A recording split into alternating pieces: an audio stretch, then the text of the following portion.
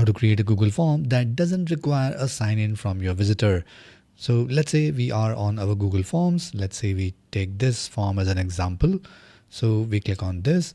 And if we want our user to fill this form without any Google account or Google sign in, so we need to go to settings. And from here, we need to click on responses. Let's open this. And here is an option. It says limit to one response. So we just need to turn it off.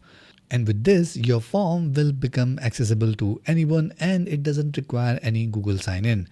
One more thing that you need to make sure is that in your form, make sure there is no file upload option.